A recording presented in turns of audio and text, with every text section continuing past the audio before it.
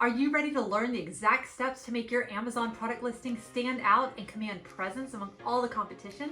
By following my step-by-step guide, you can increase your sales and establish yourself as a professional brand on Amazon.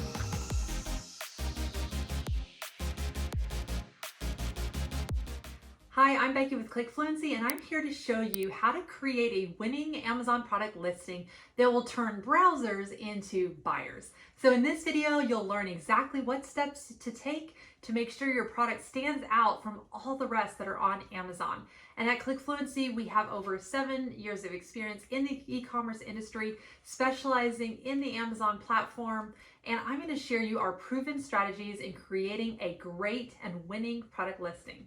A few of the initial steps are ones for the purpose for this video I'm not going to really dig into, as most brands that we work with, you would have already done this initial step like market research and branding, things like that.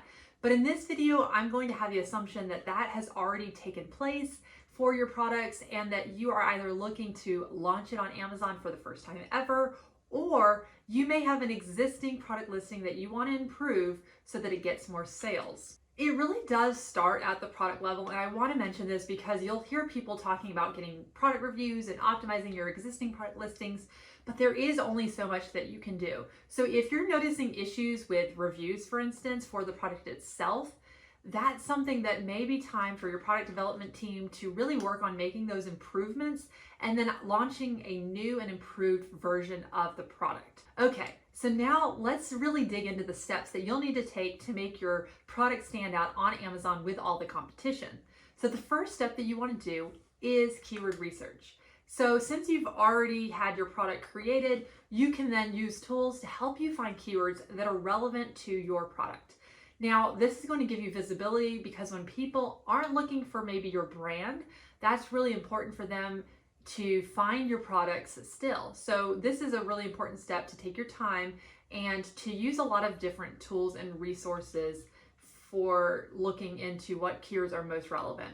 And a few resources that you should look into for this step would be, I really like Amazon's own search engine and what really populates on that. That's a really good starting point. It's a little bit more basic, but it can give you ideas and things like that. You can then list out those keywords and start creating a keyword list. To dig in even further, if you have brand registry, for instance, in Seller Central, you can go to the brand analytics tool and then look at those search analytics, specifically top search terms. And I would recommend, for instance, you can choose a time period. I would recommend choosing quarterly and looking at a recent year because that's going to help you find any related keywords that may have gained popularity more recently. So let's say that you have, for instance, lotion on your keyword list, add that to your search terms, and then really look at refining the keyword results from really what's most specific and related to your product. And to make it easier, you'll also want to just look up those longer tailed keywords, meaning they typically are words that have more words in them. So it's not just one word like lotion, but it might be something like eczema lotion or something like that. So that'll give you a better idea of different keywords that are also related that are getting searches on Amazon. Other tools that you can use would be things like Google Keyword Planner. We also like using third-party tools, keyword research tools, and there are a few good ones out there that will help you make sure that you are getting more than just Amazon keywords. And it can be overwhelming. So the purpose of this video is I'm actually not going to go in depth on keyword research because really that could be its own video. But a tip for you would be to start with your most specific and relevant keywords for your product that has search volume on Amazon and go out from there. So too many brands are really making the mistake of going for the most broad keywords and the highest volume, things like that, and keyword phrases even, and that's going to be harder for you to show up in Amazon searches if you aren't as relevant, and also you're then really competing in the space with those larger brands, and the brands that we specialize, for instance, in helping are in that more of that small to medium-sized businesses. So the next step, step 2, is now that you have a keyword list to pull from, at this step you can then create your title. And this is really going to be that first thing that customers see. So it's going to hold a high value with where you appear on search results. So you want to add your most relevant and the highest volume keywords in a way that's really also concise, so to the point, and in a way that's also most helpful for the customer that's trying to read it. something, for instance, that really before they even click on your actual listing, what do they need to know about your product? So using my lotion example again, let's say this lotion that you have specifically helps people that are dealing with eczema. So you will want to have that very early in your title so that people that are dealing with that specific issue will know that it's relevant to them. They'll know that this isn't just any kind of regular lotion. This serves a specific purpose. So you'll also need to stay within the current product title guidelines. And that does change, and it's also based on your product category. Typically, it's usually around 200 characters or less, so there is a limit for how long your title can be. And the title is a good place if you have, for instance, a product size or a different flavor or color that you really want to mention. That's good for the title so that it can be easily seen, and that's also part of the style guideline as well. Also, just remember that more people right now are shopping on their phones than ever before. So you really want to make the best use of your title and really look at the first 80 characters, especially to see what's going to be seen on mobile to make sure that they are clicking and knowing right away if that's something that they should even click on. So make sure also to click the like button if you're getting value from this video, and subscribe if you want to see more videos to help you grow your brand sales and ultimately win on Amazon. Let's talk about product images. That primary image is going to be the one that's really most important when you're looking at your click-through rate. If you want to work on improving, for instance, your click-through rate on the ad side and also organic searches, which means unpaid, that's like more of your business report data that you'll see, you'll want to see if you have experiments available, because that does allow you to test out that main image. Now for your additional images, so those are the ones after that main one, make sure that the potential customer can see the product as if they were physically in a store. This is something that can get lost online a lot of times. Size references, for instance, are very helpful. You know, you'll see a lot of reviews sometimes that say it's a lot smaller than I thought this was. Helping people to understand what the references of the size is going to really help them, because they're going to see the ounces, for instance, but they might not understand how small that is or maybe how large it is. And that sometimes will mean also like a lifestyle photo. That's a good type of photo that will give them a reference of someone with the product. That's an actual photo. Showing the product maybe also at different angles is helpful too. And definitely if the product goes on or in the body, we recommend adding that ingredient list photo as early as possible. It should be easy to read, and it should be right there available quickly, because there are a lot of people that have different sensitivities that they need to determine pretty quickly, does this product fit my need or not? And I also love the use of infographics, especially with why this product is better than other products, because they have been looking typically at other listings, and this may be something that you've put in one of your bullet points that you need to put in your images as well, especially since people, when they're on their phones, tend to look at all the images. So this brings me to my fourth step. And in this step, you're going to look at your bullet points. So this is where there are just more words from your research step should be added here.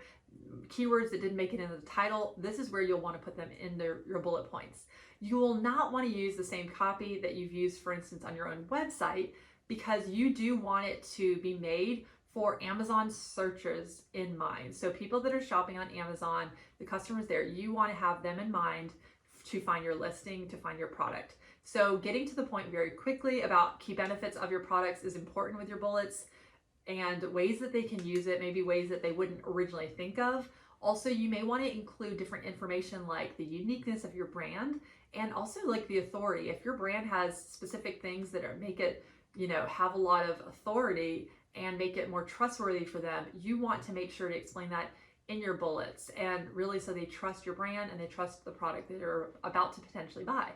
So you'll also not want to forget the basics though at this time. So in your bullets, what is the problem that your product solves for them? Like that, they need to know why they even need to buy this. And a helpful tip is to use the customer language as well in your bullets. So this can be when you're looking at product reviews, for instance, if it's in an existing listing, or you might have customer feedback elsewhere, like from your website or on social platforms. If you want to learn more about Amazon product listing copy that works, make sure to check out my video here where I go more in depth on that. Fifth, your product description. If your brand registered, A+ content will actually replace the product description text. However, a tip for you that we always recommend is actually adding that product description, since it's still used for searchability with Amazon's algorithm. They have said this themselves, that words that are in the description does help with searches. And also there's specific things within A+ as well that you should be adding keywords there as well. But this is a great place to add additional keywords, maybe that you didn't have space for in the title or in the bullets. A+ content is going to show up here if you do have brand registry. And we found that by adding A+ content, you're going to actually increase your conversion rate for product listings. So if you ever want your, if you want your listings to do well, you do want to create that A+ content as well.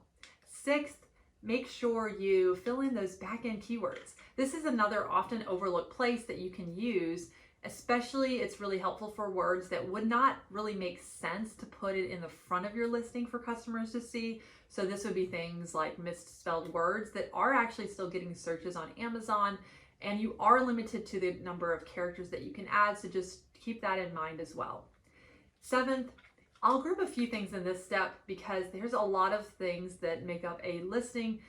And they're small things, but there are important things that you need to decide on. So I want to make you familiar with those so that you can be ready to go, especially if it's a new listing. There's going to be more decisions that you'll have to make, and you're going to have to fill that out when creating the new listing, or review those things if you're trying to optimize one of your existing listings. So the Amazon price, that's something that you're going to have to decide on, and how much you're going to sell it on Amazon. The shipping details, and I've mentioned this before, but Fulfilled by Amazon is definitely recommended if at all possible, and if not, seller fulfilled with a Prime badge, because your listings are going to convert, they're going to sell more, and it's going to perform more optimally if you have the right shipping in place for what people are expecting on Amazon.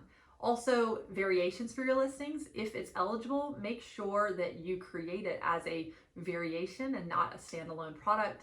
And on the flat file, that's essentially, looks like an Excel file that gets downloaded for the specific product category that you're in. You're going to want to fill that in as much as possible, and that'll really give you the best opportunity to be found on Amazon.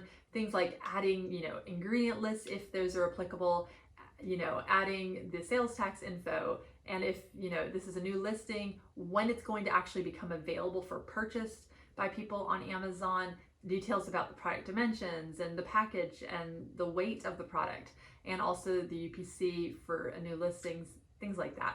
So there's a lot of little details, but those are very important to make sure to have those. The eighth step is really to make your new listing live, or make the changes and updates to the existing listing, and then track and monitor those listing performance using your business report data.